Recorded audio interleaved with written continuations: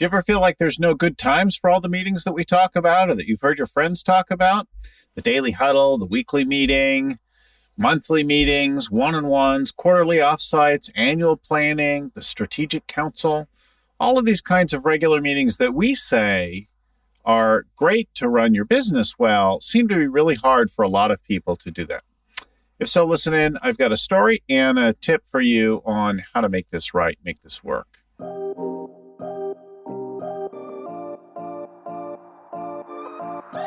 Hi there, I'm Bill Gallagher, scaling coach, host of the Scaling Up podcast. And we've got loads of tips like this every week for you. So tips, talks with our gurus and authors and experts in the world of scaling up, getting real conversations with CEOs who are growing their businesses, all this and more at scalingcoach.com or wherever you get your podcast and video content. So I was working with one of our larger teams in the last couple of years, and this team's over 1,000 people, so good-sized team, large footprint, and so on. And like everybody else, they said the same thing. Hey, we got no time for these meetings. Whether the companies are large and small, everybody kind of says the same thing. But they were committed to it, and they had the discipline to do it. So they started in with the cadence of quarterly, weekly, daily huddles, all of that kind of meeting. In particular, the daily huddle was the thing they embraced, the first thing.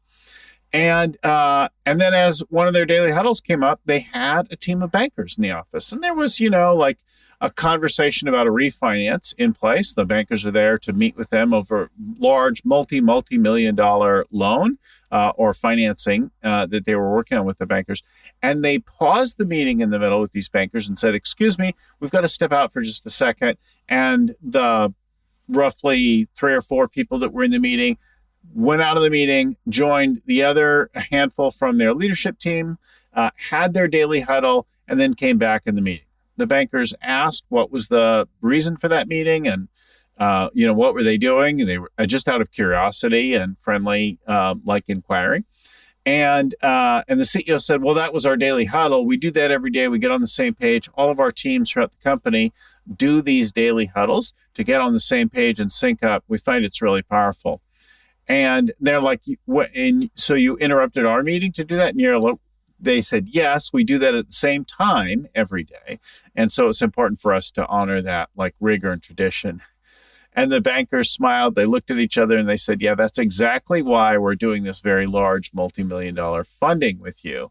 Because of that kind of rigor, we know that you'll continue to be a good banking customer.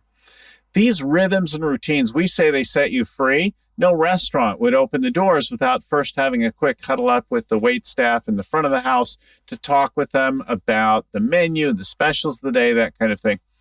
Not so much of that going on right now while I record this, but you get the idea that we do let our customers, not even the best customers, let us run all around with all kinds of things. Hey, they asked for a meeting this time, I put it in.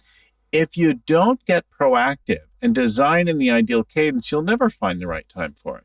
So what we say is this: simply get in there and imagine and identify what is the ideal time frame to do these kinds of meetings, and then book that in and run that time and protect it, like take care of it, do that first. And when a customer asks you if you have time available and you see you've got already a huddle or a weekly meeting or whatever else in there, say, oh no, I'm sorry, I'm already booked. Don't tell them it's for your huddle. Don't tell them it's for just an internal meeting. Protect that first. Keep it. You're already booked in that time frame. Now, once you've designed the ideal time frame, you'll see in the beginning there won't be really good slots for it. You'll have to move things around. But if you start to put it in proactively, you'll work it out in the beginning. But soon enough, you'll start to plan around it.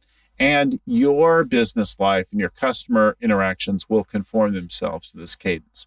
Now, it's not perfect. There will be times when you have trade shows or other major group public events that don't lend themselves to it. That's fine. You'll work around those and you'll have the meeting when it works for you. But if you get proactive, go and do it at the assigned ideal time and let the rest fall around where it is, you'll do better. Thanks again for listening, watching. I'm Bill Gallagher, scalingcoach.com.